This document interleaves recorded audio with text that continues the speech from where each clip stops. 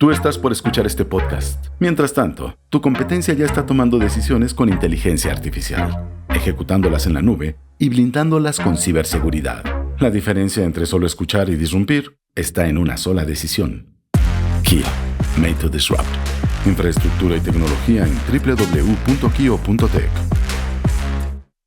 Bienvenidos a Tecnófagos, devoradores de tecnología. Hoy hablaremos de la delgada línea entre la ciencia ficción y la realidad.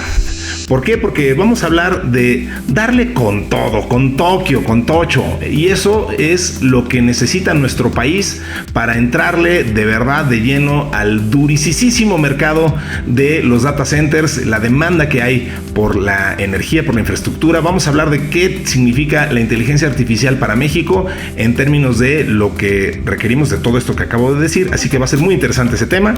Vamos a hablar de el dios del trueno convertido en dios robot. O sea, sí, estamos hablando de Thor. ¿Y qué tiene que ver Thor con todo esto? Pues tiene que ver con Nvidia. Ya les platicaremos un poquito o un muchito de todo eso. Vamos a hablar de una madre artificial. No estoy diciendo madre como de un objeto ahí cualquiera. No estoy diciendo una madre, o sea, como una mamá. Y vamos a hablar de Seamos Retro cuando esto se refiere a tener entrevistas de trabajo a la vieja usanza. ¿Por qué? ¿Y por qué estamos regresando en lugar de ir para adelante? Pues ya lo investigaremos. Y desde luego, todo lo que usted quiere saber sobre la inteligencia artificial, los relajos y telenovelas que hay entre las grandes corporaciones que hoy rigen nuestras vidas. Así que de todo eso se va usted a enterar si se queda la siguiente hora más o menos en este episodio y escucha este episodio de Tecnófagos, devoradores de tecnología, que inicia ahora. Kio presenta el podcast de Tecnófagos, una mesa de alta especialidad servida para ti en 3 tiempos. Acompaña a Ricardo Maza y Bernardo González, 2 especialistas en masticar información tecnológica para ti. Prepárate para devorar junto a los tecnófagos todas las noticias de las innovaciones del momento.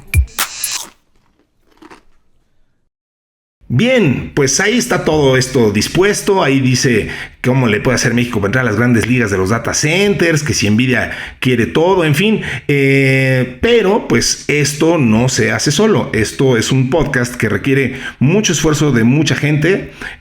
Por ahí anda pues el señor Mario Terrés muy ocupado ecualizando, produciendo y luego estará postproduciendo este podcast. Por ahí anda el dedicadísimo equipo de Anita Álvarez, comandado por Anita Álvarez en la producción. Le mandamos como siempre un gran saludo a Dianita, a ver si un día ella se asoma por aquí, porque me han preguntado mucho por ella, me dicen que por qué digo que vacaciona tanto. No, lo digo de broma, en realidad trabaja muchísimo, tanto así que luego no se puede asomar por acá. Entonces a ver si un día se digna aparecer la querida Dianita. Anda Nayatsin Romero, también trabaje haciendo guiones y perfilando las notas para que tenga sentido más o menos lo que digo yo. Y lo que sí tiene mucho sentido es lo que dice mi compañero, que anda aquí pacientemente esperando a ver a qué hora me callo y lo presento. Él es, ya lo conocen, él es Bernardo González, experto en tecnología, y muy amablemente viene aquí a compartirnos esos conocimientos como siempre. ¿Cómo estás, mi querido Bernie? Bien, muy contento. Ya casi llegamos a los 2,000 suscriptores en el Telegram. Y déjame hacer un par de comentarios de precisamente de esa comunidad y luego de una nota esta que me quedé la semana pasada. Pero bueno, vamos a empezar con la gente, lo más importante. Sí. Por ahí Mario Terrés nos compartió a través del WhatsApp, o creo que lo mandé yo, ya no recuerdo bien, de nuestro querido amigo el Shoshe de sí. Kio, que nos compartió Saludazo. Que da clases en la Universidad Autónoma de Querétaro y le pone a los alumnos una pregunta de rescate en los exámenes. Y la pregunta es de reseñar algo de aquí del programa de Tecnófagos, entonces lo cual le agradecemos muchísimo. Y luego, quizás sus alumnos no se lo agradezcan tanto, pero los alumnos seguramente no. Pero nosotros sí se lo agradecemos mucho. Pero nosotros sí lo agradecemos porque audiencia es audiencia y usted sabe que eso es muy importante, señor Maza. Y luego Álvaro MPZ, así es su usuario, nos pidió que si comentábamos algo respecto a decreto o anuncio, no sé cómo llamarle, de la Suprema Corte de Justicia respecto a si se pueden registrar o no obras generadas por inteligencia artificial, que lo haremos en un momento, pero antes de hacer eso, nada más, si me regalas un minuto de este tema del espacio que me gusta muchísimo, pues después de 3 lanzamientos fallidos donde había estallado la Starship, pues finalmente se logró. No atraparon ni el Heavy Booster ni la nave, los dos fueron a dar al mar, pero todo lo que vimos y lo que la gente ha comentado, pues es que fue todo un éxito, ¿no? El Heavy Booster intencionalmente le apagaron uno de los 3 principales motores para ver si alguno de los secundarios era lo suficientemente fuerte o potente para controlar el descenso, y parece ser que lo logró y llegó con el ángulo y de manera vertical al océano, y ahí terminó su viaje de esta misión número 10. Y la Starship llevaban varios intentos de simular este despliegue de satélites de Starlink, que es muy importante porque la Starship, a diferencia de cuando se lanzan con un Falcon 9, pues tiene mucho más capacidad, es una nave considerablemente más grande, y le pusieron aparte un mecanismo que es como un despachador que los va lanzando, pues se ve muy futurista, ¿no? Y pues vimos ahí, aunque eran satélites dummy, se pudo hacer perfectamente bien. Y luego intencionalmente también el recubrimiento de los famosos mosaicos, el escudo térmico para cuando se hace la reentrada a la atmósfera, que se calienta demasiado la nave, pues parece que probaron algunos materiales en algunas partes de la nave, le quitaron incluso el recubrimiento para ver cuánto resiste los materiales, y pues la nave se puso toda de color anaranjado y logró su reentrada a la atmósfera, y también hizo el ángulo perfecto para seguramente la próxima o la siguiente. Yo creo que ya será factible que lo atrapen. Y hoy en la mañana leí esta nota que, fíjate, bien interesante, hablando de los Falcon 9, estos que salen 2 o 3 a la semana. Ya es muy rutinario que los están lanzando para llevar un satélite o desplegar Starlink o llevar astronautas a la Estación Internacional Espacial. Estación Internacional. Tienen una clave, estos boosters, que es el cohete con los motores, que se llama B y un número, ¿no? Entonces el cohete B1067 lleva 30 lanzamientos que lo han reutilizado, es el que tiene el récord. ¡Wow! El 1063 y el 1071 llevan 27 vuelos. El B1069 lleva 26 vuelos. Y luego hay otra serie de estos números de cohetes que llevan 22 o menos de 20. Pero esa nota me parece a mí súper relevante. Súper relevante, sí. Porque a veces no nos damos cuenta en el día a día de en qué época estamos viviendo. Y creo que ya es muy claro que estamos viviendo la era espacial. Ahora sí, de a de veras, no solamente un gobierno haciendo algunas pruebas espaciales muy caras, muy sofisticadas, sino que esta reutilización de los cohetes y lo que sobre todo promete SpaceX para esta ventanita que se va a abrir a finales del año que entra, 2026, entre octubre y noviembre, para hacer una misión a Marte. Seguramente no irá tripulada con humanos. Es probable que lleven robots de algún tipo, a lo mejor estos humanoides Optimus, pero para la siguiente década seguro que ahora sí se ve la luz al final del túnel de que esta es una industria mucho más sólida, ¿no? No sé qué piensas tú. Totalmente. A ver, es que imagínate que la industria de la aeronáutica, la industria de los aviones, que hoy conocemos, imagínate que cada vez que te subieras a un avión tuvieran que destruir ese avión cuando llegara a su destino, ¿no? Eso era los viajes espaciales, ¿no? O sea, el construir un shuttle, el construir un Challenger, eran pues, elefantes blancos que sabías que iban a destruirse y que ya no podían volverse a utilizar hasta que llegó literalmente, y digo, sé que siempre, a ver, los triunfos nunca son solitarios, ¿no? Pero vaya, hasta que llegó Elon Musk, y usted podrá opinar lo que quiera de Elon Musk, pero lo que sí ha hecho es impulsar enormemente, con muchas otras personas y lo que ustedes me digan, pero ha logrado crear una industria aeroespacial, como bien detallas, con creando una industria de aviones y de cohetes espaciales reciclables, ¿no? O sea, reutilizables.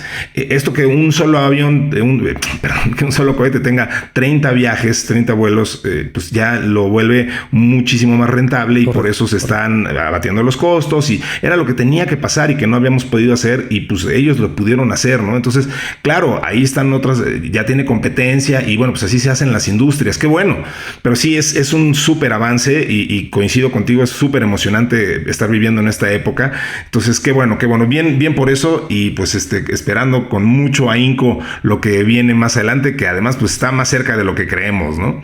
Oye, déjame terminar de dar los avisos parroquiales porque ya tú mencionaste pasadita que efectivamente ya tendremos pronto 2,000 personas ahí en el grupo de Telegram. Muchísimos saludos a todos, gracias por compartir temas, inquietudes, comentarios, hasta críticas, porque por ahí el otro día injustamente estaban acusando a Bernie de estar golpeando su escritorio y no, tengo que reconocer que soy yo el que normalmente está haciendo ruidos. ya me regañaron por ello, ya bloqueo mi micro cuando está hablando Bernie porque soy muy nervioso y normalmente estoy golpeteando alguna cosa o tecleando o alguna cosa así, entonces ya no lo voy a hacer, perdón. Eso va a mejorar mucho la calidad de este podcast. Y bueno, pues inscríbanse ustedes también, no tienen que hacer nada más que descargar la aplicación de Telegram si es que no la tienen ya y pues ahí buscan Tecnófagos, ahí está esa comunidad y como mencionaba Bernie, pues va a haber regalos y sorpresas por esa llegada a los 2,000 personas. Muchas gracias a todos por escucharnos y pues muchísimas gracias a las miles de personas que escuchan cada uno de estos episodios. Cotidianamente rankeamos dentro de los más escuchados. Muchas veces somos el más escuchado, el podcast más escuchado en español de tecnología en Spotify, al menos, que son los que nos comparten más cotidianamente esta información y pues nos llena de orgullo estar en esa preferencia. Entonces, bueno, pues muchísimas gracias a todos. Sí. Y pues ahora sí, si quieres, Bernie, pues le entramos ya a la información o quieres comentar algo más antes. Nada más la nota esta que nos pidió ahí Álvaro, si la quieres... Sí. Comentar muy rápido. Igual y luego valdría la pena si nos ayudan a incorporarla a un episodio y le damos más profundidad, pero simplemente se reitera, al menos en México, por parte de la Suprema Corte de Justicia, que las obras generadas por una herramienta de inteligencia artificial no son registrables como derechos de autor. Y pues hay una gran polémica, ¿no? Yo estoy en un par de chats donde mucha gente tiene muchas opiniones. Y simplemente lo que creo que está pasando es lo que naturalmente sucede tanto con los gobiernos como con las empresas, las organizaciones principalmente, ¿no? Cuando te llega algo que no conoces, con lo que no estás familiarizado, te rompe un paradigma, la reacción más natural es prohibirlo, ¿no? Aquí tú y yo hemos mencionado estas herramientas tan útiles para transcribir reuniones de trabajo. Y yo conozco empresas que lo tienen estrictamente prohibido, ¿no? Porque tienen miedo de que alguien vaya a grabar algo y luego lo puedan descontextualizar, etcétera. Y entonces, para no meterse en problemas, lo más fácil es prohibirlo. Me parece que en este caso el Poder Judicial en México, la Suprema Corte de Justicia, está determinando que de momento no se puedan registrar si lo generaste con una de estas herramientas, porque te vas a meter en un tema muy polémico, ¿no? El ejemplo más sencillo es una imagen. Si a mí se me ocurre un prompt relativamente sencillo y se construye toda una imagen, pues es muy cuestionable si los derechos de autor son míos o son de la empresa que es dueña de la herramienta que yo utilicé. Y ahí se van a complicar muchísimo las cosas, ¿no? Yo en mi experiencia profesional muy relacionada con sistemas, porque no soy abogado ni tengo especialidades en nada de esos temas, conozco una figura que se llama obra por encargo, ¿no? Y es relativamente común, digamos, una empresa que no se dedica al desarrollo de software, está en cualquier otra industria, de repente contrata a unos profesionales desarrolladores de software para que le hagan un sistemita de inventarios, de control de acceso, alguna cosa que requiere ese negocio. Y se llama obra por encargo, ¿no? Imagínate, contratan a Bernardo y a Ricardo, que son programadores, nosotros lo construimos, pero nos hicieron un contrato donde los derechos de autor de ese software es de la empresa que nos pagó. Ni tú ni yo podemos decir, oye, no, espérate, pero el software es mío y me tienen que pagar regalías. No. Correcto. Yo te contraté ex profeso para que hicieras eso te di tu dinero, tú estuviste de acuerdo y me cedes los derechos, ¿no? Me parece que en los escritores pasa algo similar con esta figura de ghostwriter, ¿no? Sí. Que subcontratas a alguien. Claro, pero incluso también pasa, me hiciste pensar en algo con lo que trabajo todo el tiempo, que es con la creación de piezas de mercadotecnia o de publicidad, que se generan, normalmente estas se generan libres de derechos, justo en ese mismo modelo, porque pues un comercial que yo le dirijo o le escribo y le produzco a un banco, es propiedad intelectual del banco, ¿no? Por más que yo lo haya hecho, escrito, dirigido, pues producido, lo que me digas, no es como una película que si yo la escribo y la registro, pues yo soy el dueño de los derechos de esa película. Yo como director, por ejemplo, pues tengo derecho, que es un área medio gris, pero yo tengo derecho a mostrar que hice esa obra en mi reel y enseñarle a otros clientes, pero la obra como tal le pertenece al cliente que la pagó, ¿no? Correcto. Entonces yo creo que aquí seguramente va a haber una evolución, ¿no? Conforme se vaya sofisticando tanto las herramientas como los usos donde se apliquen estas nuevas obras, pues habrá gente que diga, oye, pues la herramienta nada más fue eso, ¿no?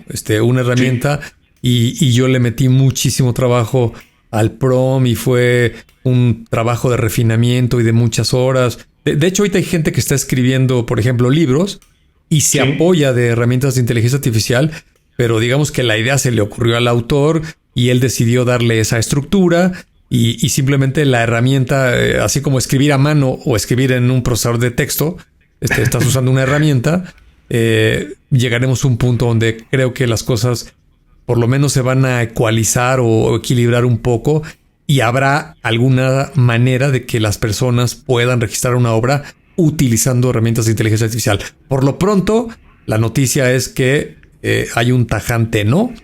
Si usaste, no especifican mayores detalles, ¿no? Nomás dice, si usaste una herramienta de inteligencia artificial, no lo puedes registrar, ¿no? Creo que esto va a tener que cambiar, ¿no? Sí, y siguiendo la tendencia internacional, porque también, no recuerdo si ya lo comentamos aquí, pero Google, Meta, y bueno, primordialmente Google, digamos Alphabet a través de todas sus salidas, le hace en particular Google y YouTube, ya anunció también que los videos hechos con inteligencia artificial ya no van a monetizar como lo haría un video de una creación real, ¿no? Entonces, una creación, no sé cómo compararlo con algo hecho con AI, pero vaya, el chiste es que si tú estabas haciendo videos del gorila que son muy simpáticos y de Bigfoot y de todos estos que cuentan chistes y tal, ya no los vas a poder monetizar porque no se te considera una creación original. No eres un creador de contenido como lo puede ser un influencer o alguien más que sí monetiza ese contenido de acuerdo a las pasadas y la cantidad de gente que te vea. Entonces, igualito, ¿no? O sea, si lo estás usando a través de un prompt, pues está bien, súbelo y qué bueno que tengas muchos views, pero no te vamos a pagar por ellos, ¿no? Entonces, pues en fin, ahí se están, como dices, ecualizando las cosas y poco a poco iremos viendo, pues seguramente por ahí va a salir alguna plataforma que va a decir, yo sí te pago por ello y entonces vénganse para acá y vendrá más tráfico y en fin, ya encontraremos ahí nuevos nichos. En fin, pues vamos entonces con nuestra primera nota del día de hoy, mi Bernie. Ese tema dice con todo. La entrada de hoy. Una fresca selección con las noticias del momento. Bueno, ¿y por qué con todo? Porque estamos frente a una oportunidad, ya hemos platicado de esto, México tiene una oportunidad importante en temas de infraestructura eléctrica y de conectividad, pero vamos a necesitar mucho y de verdad que sí, echarle muchos kilowatts, por no decir alguna otra cosa, porque vamos a necesitar construir infraestructura eléctrica y de conectividad suficiente para alcanzar 1.5 gigawatts de potencia instalada hasta pensando en el 2030, si quiere México aprovechar su potencial de inversión en centros de datos. Esto de acuerdo con Adriana Rivera Cerecedo, que es la directora ejecutiva de la Asociación Mexicana de Data Centers. Actualmente, los centros de datos instalados operan 250 megawatts y hay 74 megawatts en construcción, que es casi una quinta parte de la capacidad instalada que se requiere. La cadena de suministro incluye transformadores y sistemas eléctricos provistos por firmas como Huawei y Schneider Electric, entre otras. Además, la expansión pues, requiere crecer al mismo tiempo en conectividad. El país tiene el potencial de captar hasta $18,000 millones por centros de datos en los próximos 5 años y podrían aportar hasta 5% del PIB si se amplía la conectividad y la energía en ese mismo periodo. El Consejo Coordinador Empresarial ha calculado que la inversión en data centers podría llegar a $9,200 millones de manera directa y hasta $27,000 millones incluyendo impactos indirectos. Entonces, a ver, hay que recordar que México es el segundo mercado más grande de América Latina, que Querétaro es un epicentro importante, ha luchado mucho por posicionarse como un hub de tecnología, tiene 22 proyectos anunciados, 12 de los cuales están en construcción, hay presencia de gigantes, ahí está Microsoft, ahí está Amazon, desde luego Kio, otros players importantes como Data, Ascenti, Equinix, y el crecimiento de la nube, pues la migración, las arquitecturas híbridas y la llegada de hyperscalers, algunos de los cuales los acabo de mencionar, pues sostienen la demanda. Entonces, tú estás obviamente metidísimo en esa industria, Bernie, pues obviamente trabajas en Kio, uno de estos players gigantescos de data centers. ¿Cómo está posicionado México para captar ese mercado? Y de verdad, ¿qué oportunidad tenemos de llegar a esos niveles de infraestructura para aprovechar esta oportunidad? Sí, pues mira, la oportunidad es muy grande para las principales economías. Si agarramos, no sé, las 20, 30 economías más grandes del mundo, sin lugar a duda, el uso de la inteligencia artificial parece apuntar a que se va a volver un tema muy estratégico, ¿no? Al menos tú y yo llevamos varios meses o incluso ya más del año que de una u otra manera traemos notas que apuntan en ese sentido, ¿no? Hay una carrera tecnológica abierta y declarada, pues principalmente entre Estados Unidos y China. Esos son los dos más grandes contendientes, pero alrededor pues están metidos muchos países de la Unión Europea, los Emiratos Árabes también tienen una presencia importante, algunos otros países de Asia. Y América Latina pues tampoco se puede quedar atrás, ¿no? Como ya lo mencionaste, México después de Brasil es uno de los mercados más atractivos. Estamos al lado de Estados Unidos, eso es muy relevante por muchas razones. Ahorita un tema súper caliente de los últimos meses, todos los aranceles, las exportaciones, pues quiere decir que hay mucha actividad económica, mucho comercio entre los Estados Unidos y México. Y cuando las cosas se ponen difíciles, particularmente con Estados Unidos, pues muchos países voltean a ver a México como segundo canal para tratar de hacer algo, lo que se pueda, ¿no? Entonces, creo que México tiene que aprovechar esta oportunidad de meter el acelerador para energizar más los centros de datos sin lugar a duda y también la industria. Yo lo he mencionado aquí hasta el cansancio, ¿no? No veo una sola nota, no veo un solo indicador que me haga pensar que esto se está desacelerando o que no hay un incentivo económico tan grande. Es todo lo contrario. Hay demasiado en juego y por eso ves estas grandes inversiones y estas grandes apuestas, tanto de empresas privadas, las grandes tecnológicas, los gobiernos, donde no hay una semana donde no veas uno de estos anuncios. En la siguiente nota vamos a hablar de Nvidia y seguramente mencionaremos ahí los resultados de este segundo trimestre y todo apunta para allá. Entonces me parece que México hoy, a pesar de que estamos en América Latina, eso es muy importante, no es uno de los mercados más grandes. Le pregunté a ChatGPT, oye, de los 8,000 centros de datos de gran escala que están clasificados entre colocación, que es un negocio como el que llevamos en Kio, o los hyperscalers, que son empresas totalmente dedicadas a este cómputo masivo como Google, Microsoft, AWS, Meta, etcétera. ¿Cómo está la distribución a nivel global? Y pues lo que ya sabemos, ¿no? Estados Unidos es el más grande, tiene 2,700, le sigue Alemania, el Reino Unido, China y Canadá, ¿no? Esos son los primeros 5 lugares. México está entre los 20, ¿no? Digamos que tiene una buena posición. Y luego en los generadores de energía, pues ahí las cosas cambian un poco. China es el líder con 8,800 terawatts hora. Le sigue Estados Unidos con casi la mitad, 4,500. Luego la India, 2,000, Rusia, Japón. y México está considerablemente más atrás. Si te mueves a energías renovables naturales, energía nuclear, ahora que se está poniendo tanto de moda específicamente para los centros de datos, creo que México tiene allí una gran oportunidad. Lo mismo que comentaste con la conectividad. Y todo esto le podría abonar muchísimo al tema de el crecimiento económico, ¿no? Sí, sin duda. A ver, mencionaste una cosa bien interesante que quizá no todo mundo esté familiarizado, incluso la gente que sabe de tecnología luego no está familiarizado con este tema de la proximidad, ¿no? O sea, uno pensaría que cuando estamos hablando de datos y de bits y bytes y pues, esas cosas se mueven a la velocidad de la luz, pues parecería que no hace mucha diferencia estar en un país o en otro, pero sí que lo hace y por eso influye tanto el tema de la proximidad física que mencionabas del mercado de México con Estados Unidos. Eso influye muchísimo en temas como la famosa latencia, ¿no? Que justo es este tema de qué tanto se tarda un dato en llegar de un lado a otro, qué tanto se puede alentar. Entonces, bueno, además de obviamente los temas de la seguridad y que mientras más larga sea la distancia, pues eso también hay otros factores a considerar, accidentes geográficos, etcétera.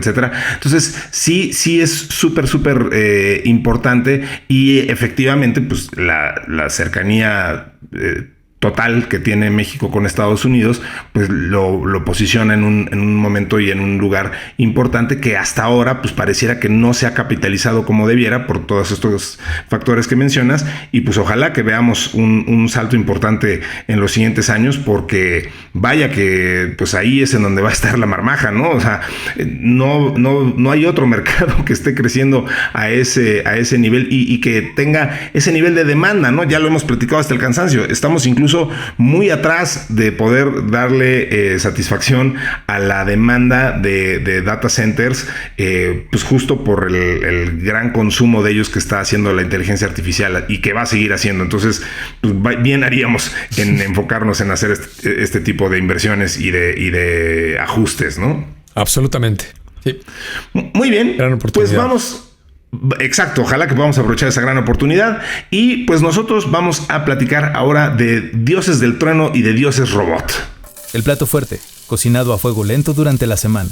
Bueno, a ver, bien decías, pues vamos a platicar de NVIDIA, que presentó su primer cerebro para robots, un negocito chiquito ahorita que le quiere empezar a entrar ahí NVIDIA, que algo de lana ha generado en los últimos años, no por nada se volvieron la empresa más valiosa del mundo, de la historia incluso, y bueno, pero pues presentaron entonces este cerebro para robots. El cerebro se llama Thor, pues porque si le vas a poner un nombre, ponle uno rimbombante. T5000 es el nuevo chip que promete una potencia de cálculo sin precedentes para que las máquinas puedan aprender, razonar e interactuar en el mundo real.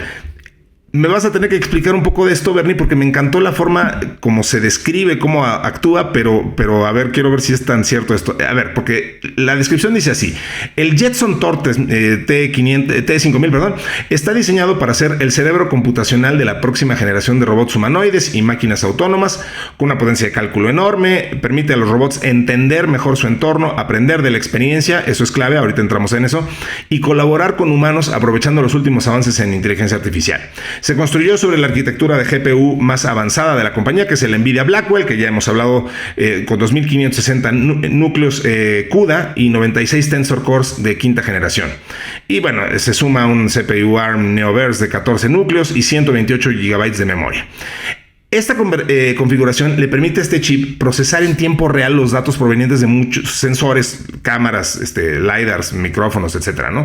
Y entonces ejecuta los modelos de inteligencia artificial generativa más complejos y toma decisiones en milisegundos. Jensen Huang, el CEO de NVIDIA, dijo: estamos en el umbral de la inteligencia artificial física. Hemos construido Jetson Thor para los millones de desarrolladores que trabajan en sistemas robóticos que interactúan y están cada vez más presentes en el mundo físico. Entonces, ¿cómo funciona esto? Un operario humano realiza una tarea.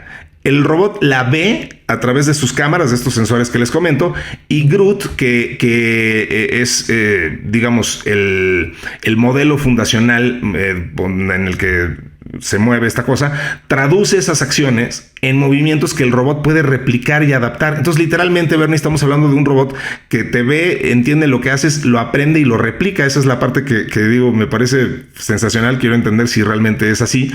Esta combinación, pues, es muy revolucionaria porque, vaya, quita la necesidad de programar cada tarea de forma explícita. Entonces, un robot que esté equipado con Thor y con esta plataforma de Groot podría, teóricamente, aprender a clasificar paquetes en un almacén o montar una pieza o cualquier cosa en una cadena de producción, incluso asistir en tareas domésticas, ¿no? O sea, simplemente ver a un humano ahí, te ve barriendo y aprende a barrer y ya entonces lo hace mejor que cualquier humano. Y pues esta capacidad de generalización pues es un paso previo a lo que se llamaría la adopción masiva de androides en la industria y eventualmente pues en la sociedad. Entonces, para Nvidia, la robótica sigue siendo un negocio pequeñito, lo decía yo, representa alrededor del 1% de sus ingresos totales. Ya quisiera cualquiera de nosotros el 1% de los ingresos de Nvidia, pero está creciendo rápido y, según Juan, podría convertirse en la mayor oportunidad de crecimiento de la empresa fuera de la inteligencia artificial. ¿Qué opinas de esto, Bernie? ¿Qué tan cierto y qué es esto de que este robot pues simplemente te ve, aprende y replica? Sí, la respuesta corta es totalmente cierto. Hay cualquier cantidad de videos en internet de diferentes compañías americanas, chinas, de todo tipo, que están haciendo estas tareas, ¿no? Le ponen una cámara de video al robot. Tú haces algo como humano. Hay unos en la cocina preparando algún platillo con carne, verdura, picándolo, y el robot comienza a imitar esos robots. En este momento son pues muy torpes todavía, déjame usar esa palabra, muy experimentales, pero el problema es la velocidad que trae esta evolución, y efectivamente no es la primera vez que Jensen Huang y otros visionarios de la industria apuntan a todo el gran desarrollo que se prevé que van a tener estos robots, principalmente los de forma humanoide, porque son los que mayor valor le van a agregar principalmente a la industria, ¿no? También un poco al consumo, en las casas, en las oficinas, pero sin lugar a duda en las fábricas, en los almacenes, donde todavía hay muchas personas haciendo trabajos pues muy pesados, peligrosos, repetitivos, etcétera. Se prevé que entren estos robots y se va a requerir mucho cómputo, ¿no? Si me lo permites, déjame dividir como en dos partes el comentario, ¿no? Por un lado, hacer un gran paréntesis. Esta semana pasada, la última de agosto, la empresa Nvidia presentó los resultados correspondientes al segundo cuarto del año fiscal 2026. Hay que recordar que, de acuerdo a las leyes fiscales de los Estados Unidos, van un año adelantados con respecto al calendario natural, ¿no? Entonces, hablan del año fiscal 2026, pero en realidad es el segundo trimestre de este año natural, que es el 2025. El tema es que superaron por poquito, pero es una cantidad de dinero muy grande, las expectativas del propio mercado y los inversionistas, ¿no? Se estaba hablando de esta burbuja que se iba a reventar y que había mucho frenesí por todo lo que es la inteligencia artificial, y uno de los grandes indicadores que esperaban los analistas era ver cómo le iba a Nvidia. ¿Por qué esta compañía? Porque es la que está suministrando el hardware con el que toda esta industria se está moviendo de una u otra manera. Y haber llegado a la meta y superarla, aunque sea por un poquito, es muy, muy relevante. El segundo indicador que sorprende aún más es que si lo comparas con el año pasado, ese segundo trimestre, crecieron 56%. Y eso, pues, en esta industria de los chips, y en cualquier industria crecer a esos números, sí, es una brutalidad, ¿no? Hay una gráfica que la voy a compartir ahí en el grupo de Telegram, seguro la han visto, de un sitio que hace gráficos muy bonitos, se llama App Economy Insights. Es ya como una referencia de todos estos temas de valores financieros, EBITDA, revenues, EBITs, todas estas cuestiones que son un poco difíciles de comprender para quien no es un financiero, y aquí lo hacen de una manera muy didáctica y muy gráfica.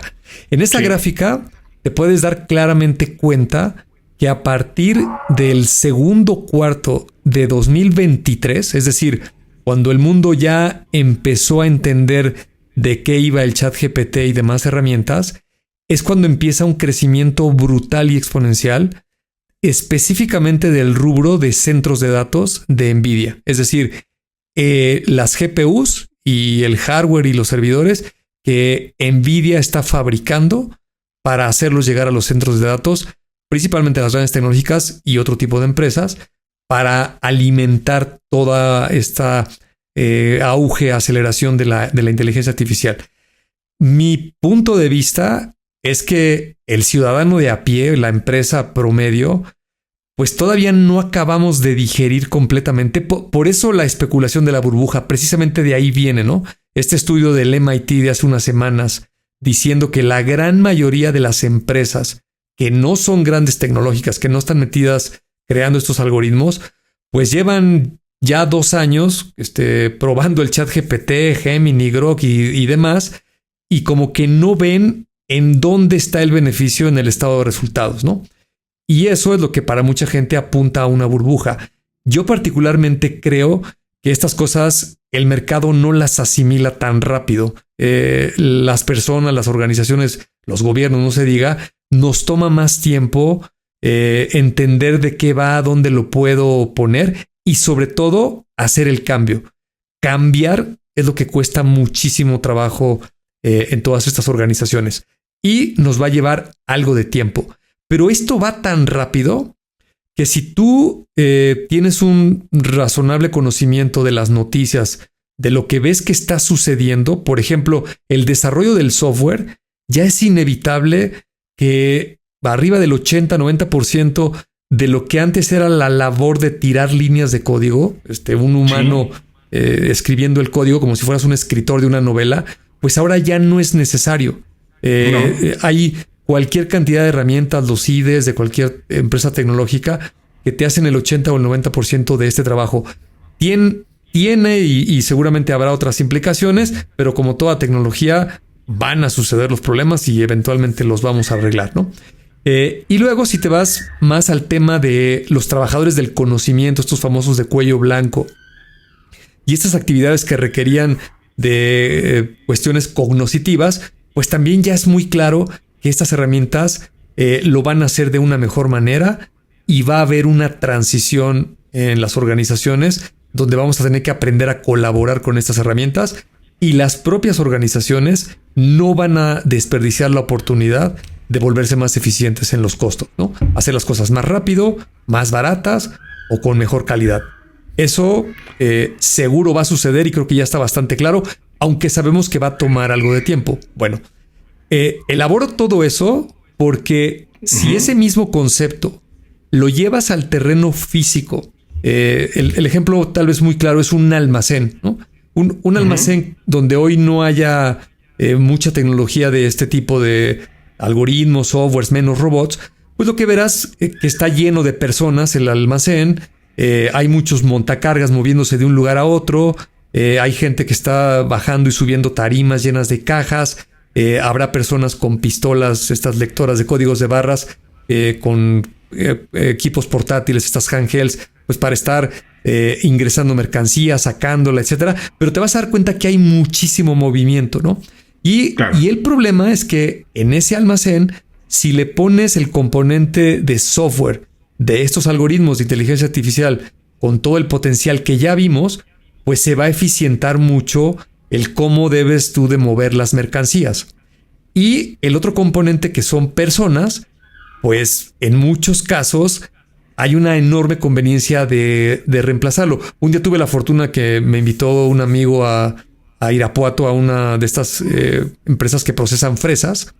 Y en una parte del recorrido nos metió al almacén donde tienen las fresas congeladas, ¿no? Nos dieron unas chamarras y la temperatura estaba creo que abajo de -20 y nos dijo, nada más puedes estar ahí 2 o 3 minutos porque si no te vas a empezar a congelar. Sí, claro. Y las personas que ahí trabajan, pues es un problema porque solo pueden entrar por breves momentos con el montacargas. Supongo que el montacargas tiene que tener un equipo especial. Tiene que ser eléctrico y estar claro, porque una máquina térmicos, etcétera. Sí. Porque si no se bajan las baterías o un motor de combustión igual se pegaría, etcétera.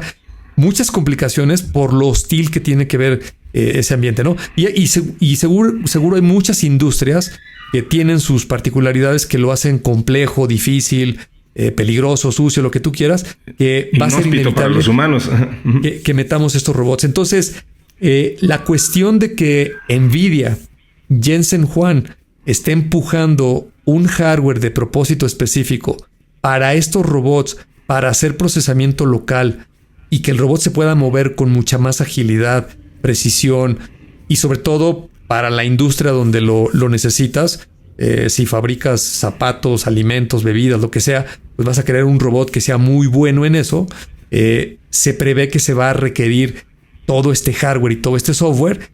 Y lo que va a suceder, lo dije la otra vez, pues es que inevitablemente estas empresas van a seguir creciendo, no por ninguna razón tecnológica, sino por el simple hecho de que hay un impacto económico. Y el ser humano, al menos de los últimos 300 años, nos guste o no, pues vivimos en una especie de realidad intrínseca llamada capitalismo, o llámale economía, si quieres meter algo de comunismo ahí de China o lo que tú quieras para no solamente hablar de puro capitalismo duro, pero el tema del dinero es lo que mueve a esta sociedad, ¿no? Eso creo que está muy claro y pues no hay ningún indicador que diga que nos vamos a volver tibetanos con unas batas de color guinda y vamos a estar meditando todo el día. O que vamos a entrar en algún modelo como los que se han propuesto en su momento, como el ingreso universal o simplemente romper con el modelo capitalista de tajo.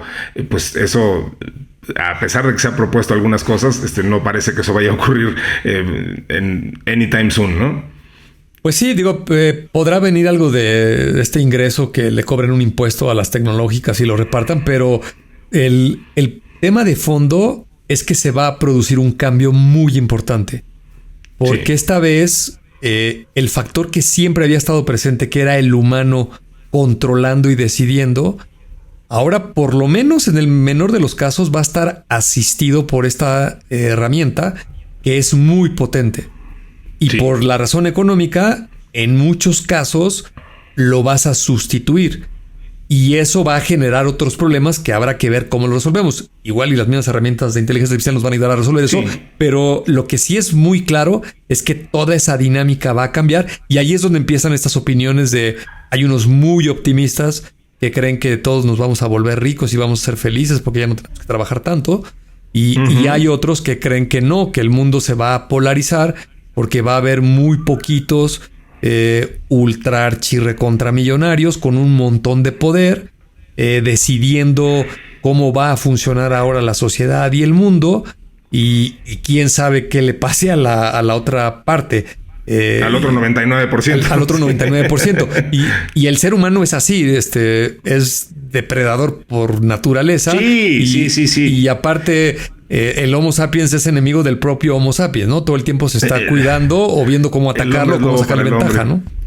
Sí, y además, quizá siendo menos, digamos, dramático en ese sentido, lo que sí queda claro es que las sociedades humanas siempre tienden a agruparse de forma piramidal, de forma natural. Siempre va a haber alguien que acapare los recursos, en fin, o sea, entonces sí, es bien interesante.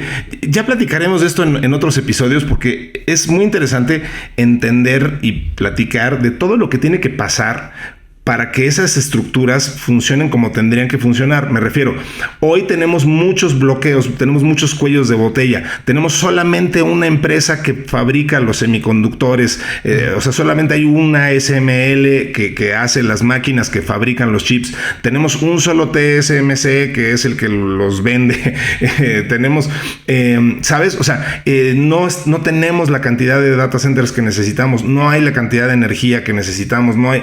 Es interesante pensar en que sí tenemos el potencial y vemos y alcanzamos a vislumbrar el cuadro completo de lo que podríamos estar generando, pero hoy hay muchos grandes problemas, no el menor de los cuales es el tema del calentamiento global, el cambio climático, que tenemos que sortear de forma muy inteligente y estratégica antes de ponernos a pensar si ya nos podemos tirar a rascarnos la panza y que las máquinas resuelvan todos nuestros problemas. Entonces va a ser muy interesante platicar de eso.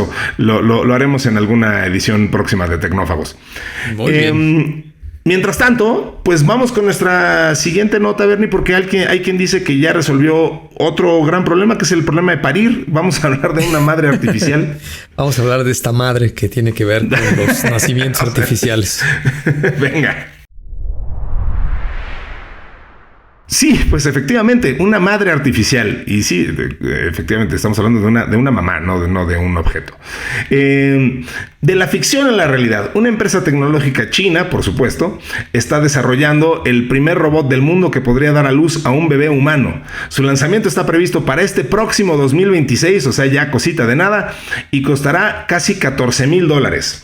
Dice un investigador de nombre Xuan Qifeng de Kaiwa Technology: estamos trabajando en un robot de embarazo para uso doméstico y es lo mismo que un embarazo humano real. Y pues sí, o sea, es un útero artificial donde el feto se desarrolla en un líquido amniótico, también artificial por cierto, y recibe los nutrientes a través de un tubo que imita la gestación natural. 10 meses después, ¿por qué 10 y no 9? No lo sé, pero el robot dará a luz. Los expertos aún no han dado detalles sobre cómo se fecunda e implanta el óvulo y el espermatozoide en el útero artificial, pero por lo pronto nos centramos en integrar el sistema de incubación en el abdomen del robot, afirma Qifeng. Estas novedades robóticas en relación con el embarazo no han sido las únicas. En 2022 ya un divulgador científico presentó ficciones como una granja de bebés con úteros artificiales, y en este caso aseguraba que una de estas granjas podría gestar hasta 30,000 bebés al año. No sé para qué querrías gestar 30,000 bebés al año en una granja, pero y siendo China hasta me da miedo preguntar, pero bueno, a lo mejor eso es lo que nos espera en esta nueva era de la humanidad, Bernie. Pero esto de la gestación a través de un robot que da a luz a un bebé humano, más allá de las implicaciones éticas y tal, que luego eso no detiene mucho a estos compadres, pues puede ser muy interesante, ¿no? Sí, fíjate que así como la describes, parece como un episodio de ciencia ficción de alguna película con algo muy de fantasía, muy irreal, pero hay unos elementos que nos pueden hacer pensar que esto puede estar más cerca de lo que pensamos, ¿no? Sí. Número uno, la baja tasa de natalidad que tienen principalmente las economías desarrolladas y algunos otros países, empieza a ser ya tan real el dato duro que estas proyecciones hacia el año 2050 o hacia el año 2100 hablan de un verdadero problema precisamente para sostener la economía con esta idea de la pirámide que acabas de describir, ¿no? O sea, para que haya un sistema de pensiones en cualquier gobierno, ciudad, como te lo quieras imaginar, pues tiene que estar esta función de un número bastante grande de personas que están económicamente productivos, que están ayudando a los que no lo están, que debe ser la minoría. Entonces se van a juntar muchos factores, ¿no?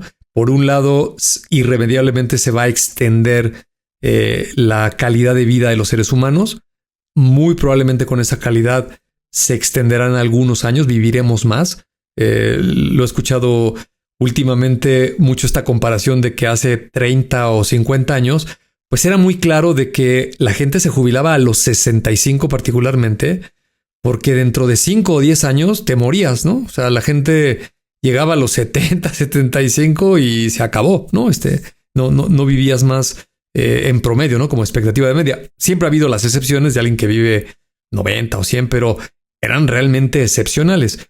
Hoy en día ya no son excepciones, ¿no? Ya es muy común ver que la gente fácilmente llega a los 90 años, a veces muy deteriorados, no con buena calidad, pero eso seguramente se va a arreglar.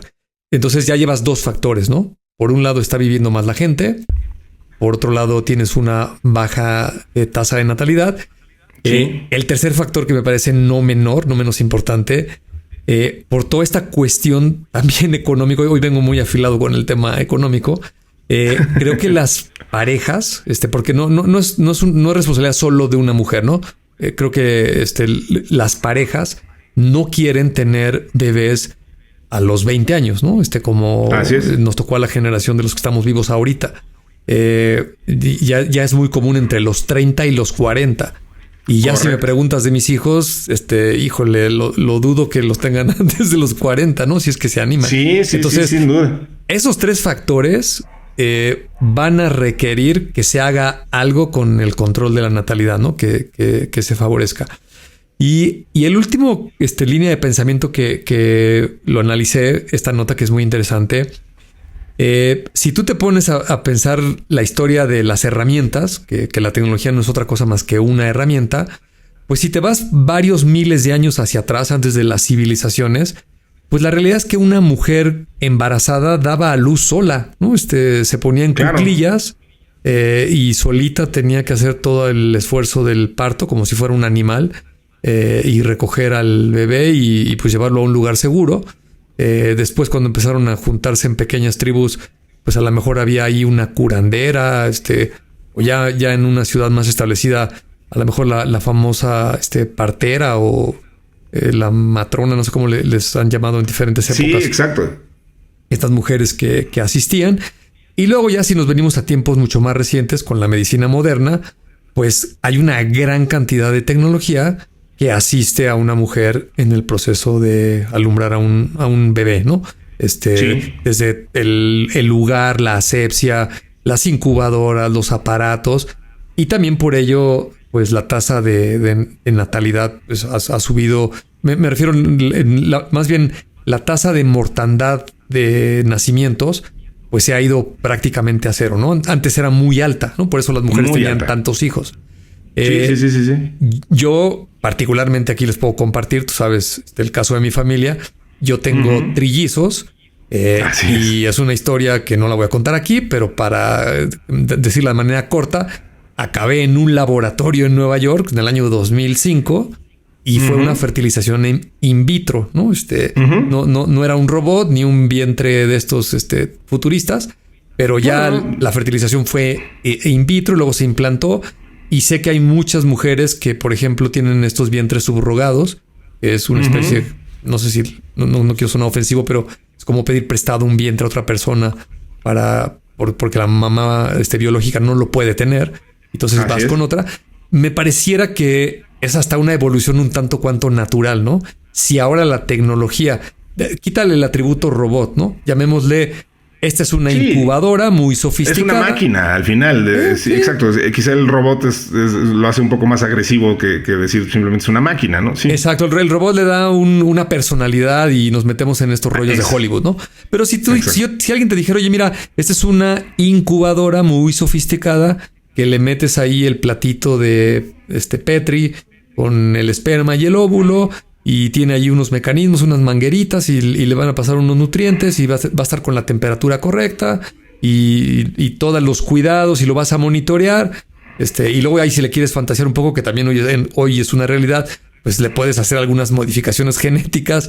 Por si lo quieres de tal o cual forma, o que tenga tal o cual carácter o ciertas facilidades para la ciencia o la música o lo que tú quieras. Pues también se lo puedes ahí configurar. Así al final de los 9 o 10 meses, pues vas a tener a tu bebé para que te lo lleves a tu casa, ¿no? No sé si el año que entra, pero si esto sucede dentro de 5 o 10 años, pues me parece que es algo totalmente factible de que llegue a suceder.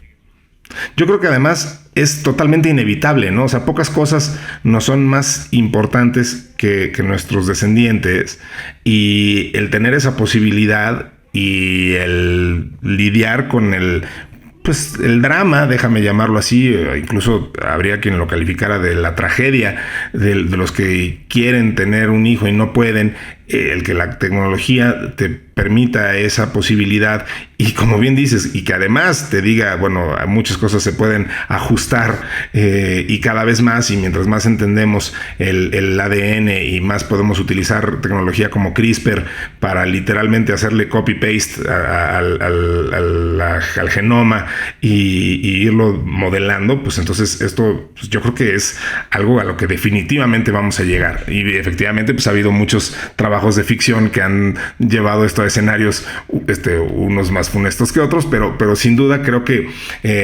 sí es algo que nos va a tocar vivir y que ya estamos viendo. La modificación genética ya es un hecho, ¿no? Entonces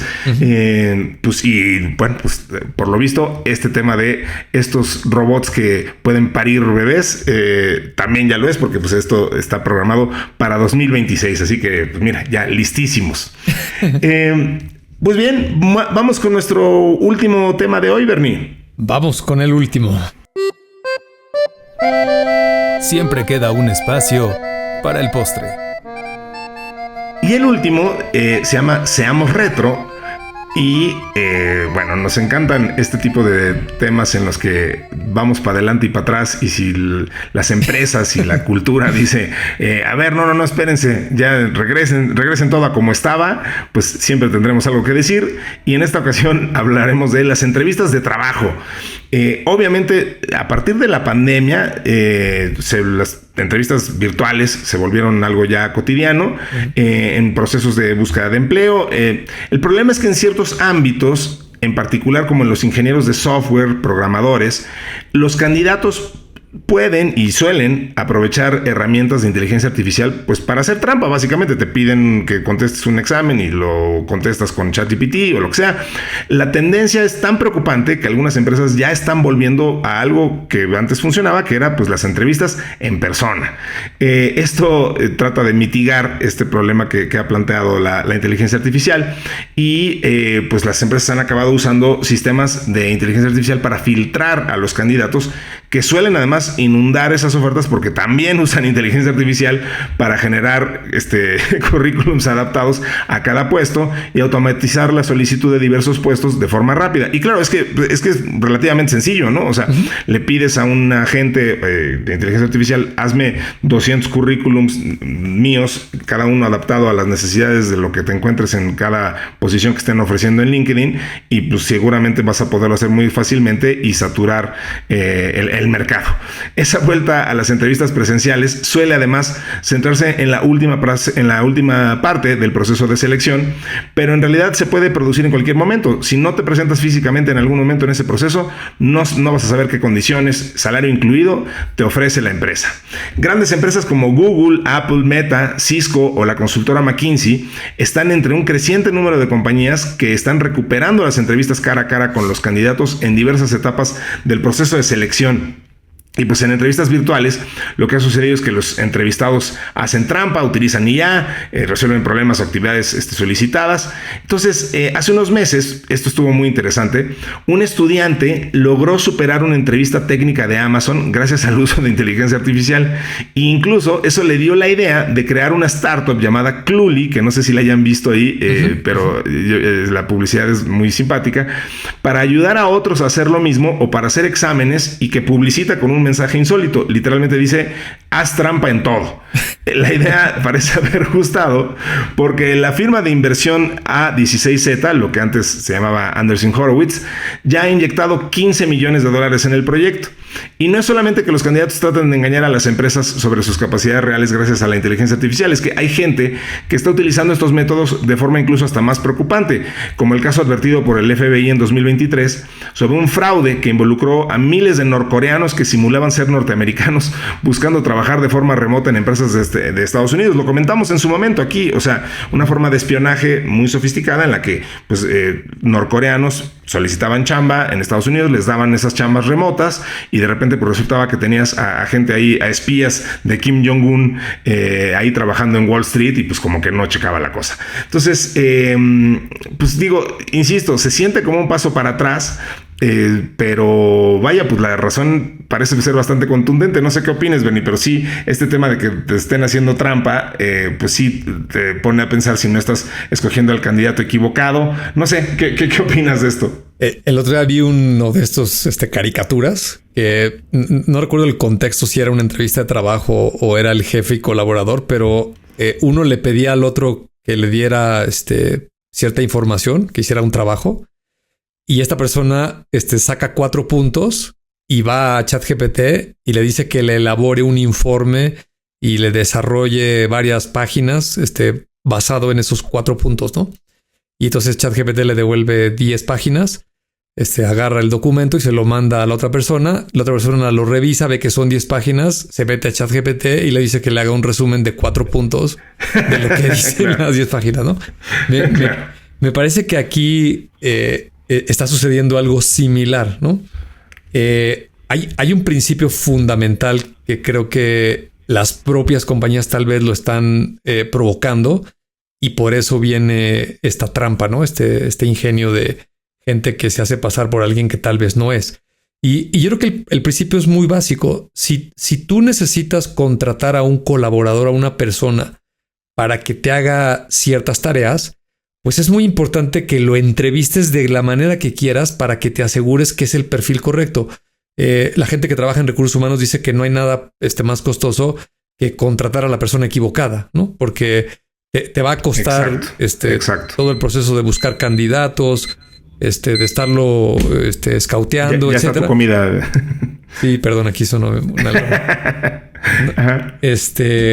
Entonces va a ser muy costoso el proceso de elegir a la persona que necesitas, luego la incorporas a la organización, que eso también conlleva un costo, y si al rato resulta que esa no era la persona correcta, pues lo vas a tener que desvincular con los costos que eso conlleva y va a volver a arrancar todo el ciclo, ¿no? Entonces, creo que cualquier persona que pretenda contratar a alguien, esta parte de asegurarte que es el perfil que estás buscando, pues no te la puedes brincar. Y entonces, quiero pensar, por lo que describiste de la nota, que a lo mejor tanta carga de trabajo, pues a alguien se le ocurrió automatizarlo y te ponen un examen ahí, ya sabes, estas herramientas que entras y en línea lo contestas. Y pues si la persona es deshonesta y tiene al lado una herramienta de inteligencia artificial, pues igual iba a hacer trampa, ¿no? Es como si sacaras el acordeón en la escuela y te vas a hacer pasar por alguien que no eres, ¿no? Entonces, creo que ahí tal vez hay parte de la culpa en cómo se está haciendo todo ese proceso, ¿no? Ahora, dicho eso, la parte está de regresar. O sea, cuando usas la palabra regresar, es como el famoso conflicto de regresar a la oficina, ¿no? Creo que las empresas o las personas que lo vean de esa manera, pues simplemente no aprendieron nada de los 2 o 3 años de la pandemia, ¿no? De ese gran experimento social que experimentamos a nivel global, donde se pudieron comprobar muchas cosas, ¿no? Ahora voy a hablar de aspectos positivos, ¿no? No de quien está haciendo trampa, sino un verdadero experto que es la persona que tú necesitas. Si tú necesitas contratar a alguien para hacer algo muy especializado y esa persona vive en Hawái y lo que te va a entregar se puede hacer de manera digital, pues estoy seguro que todos los días hay un montón de empresas que lo contratan de esa manera, ¿no? Y no tiene ningún tema, porque tú lo que quieres es que esa persona haga algo y te lo resuelva. Y cuando leí la nota y pensé esto, fíjate, no recuerdo en qué libro lo leí, pero recuerdo que estaba en un libro. Mencionaban un caso de un adolescente, tenía como 13, 14 años, que era una madre soltera, la mamá trabajaba todo el día y se lo dejó a la abuelita y en la casa había una enciclopedia de algo de leyes y este adolescente, por ociosidad, se puso a leer la enciclopedia, ¿no? Y tenía la gran virtud de esta persona de pues, que asimilaba muy fácilmente la información. Era a principios del año 2000 cuando estaban de moda los foros de discusión y estos salas de chat sobre diferentes temáticas. Y algo parecido a la mujer esta que arrestaron, este adolescente se hacía pasar por un abogado. La ventaja, y creo que fue por lo que no lo metieron en la cárcel, es porque no cobraba, pero asesoraba a la gente y era extraordinariamente bueno el chavo, ¿no? Para hacer lo que estaba haciendo. Entonces, si hoy nos situamos en el contexto del año 2025, pues creo que hay un montón de herramientas para que cualquier persona pueda trabajar desde cualquier lugar del planeta sin que necesariamente tenga que estar presente en algún lugar, ¿no? Sé que la mayoría de las empresas tienen esta inercia a que no te quiero en la oficina, te quiero ver ahí todos los días. Eso le da paz mental al jefe, pero no necesariamente es más productivo y tal vez esté perdiendo algunas oportunidades de traer a alguien de más afuera, ¿no? 2, siempre la mejor manera de controlar a alguien pues es en función de lo que te entrega, de la calidad de su trabajo, del valor que te aporta lo que esa persona está haciendo. Y si ese trabajo lo saca de su cabeza o se auxilia de herramientas para hacerlo, pues si al final te da un buen resultado, yo no veo por qué tenga algo de malo. Es como si dijeras, oye, quiero un ingeniero civil, pero que no use calculadora, ¿no? O que no use AutoCAD. Pues no, es una aberración, ¿no? Claro que va a traer una computadora y va a traer herramientas porque es parte de su profesión. Tal vez en este momento todavía no acabamos de entender la parte colaborativa, las herramientas de inteligencia artificial generativa, que sí, que no, poner lineamientos claros, políticas, controles, para que efectivamente siempre va a haber gente que va a querer abusar y va a querer engañar, y por supuesto que eso no está bien y hay que ver cómo lo eliminas. Pero por el otro lado, si tienes una posición tan tajante como, oye, pues ya no contrato a nadie si no lo veo aquí en la oficina, ¿no? Híjole, no sé, me deja un poco inquieto, no sé a ti. Totalmente, sí. Yo me quedé con muchas dudas de esto, porque sí, coincido totalmente contigo. Yo creo que si algo nos había enseñado los últimos años es que pues tu mejor empleado podía estar en cualquier lugar del mundo, y que tú como empleado podías rendirle a cualquier empresa y darle rendimientos y demostrar tu potencial, estuvieras en donde estuvieras. Y creo que este tema de regrésate a la oficina forever y solamente puedes trabajar, pues te limita a las periferias y limita. Entonces es como pensar que ahora ya nada más pudieras ligar y pensar en que te pudieras casar con la gente que estaba en tu círculo inmediato, como ocurrió muchísimos décadas, ¿no? Cuando se casaban con los de la familia nada más, ¿no? Por ejemplo. Pues sí, porque era la gente a la que conocías, ¿no? Entonces, creo que eso pues, cierra por definición pues, enormes posibilidades y autolimita, ¿no? Entonces no, creo que todo lo que apunte a eso pues va en contra de los mejores intereses de la empresa. Pero pues bueno, en esencia eso ya lo explicaste tú, así que no ahondaré en ello, pero sí, por supuesto que lo apoyo. Pues mi Bernie, se nos acabó el tiempo de este episodio. El tiempo vuela cuando te la estás pasando bien. Yo quiero agradecer de nuevo a la gente que hace posible este podcast, que es el señor Terrés en la edición, a Nayatsin Romero en la redacción, a Diana Álvarez en la producción, y por supuesto a ti y a toda la gente que nos hace el favor de escucharnos. Nos veremos y nos escucharemos la próxima semana, Bernie. A ver si llegamos a los 2000. Estamos a nada de llegarlo, con que se... Ahí coméntenle a sus amigos, a su familia, a un colega de la oficina, y con unos cuantos, me parece que ya unos 10, llegamos a la marca de los 2000 en Tecnófagos. Y por supuesto nos vemos aquí la siguiente semana.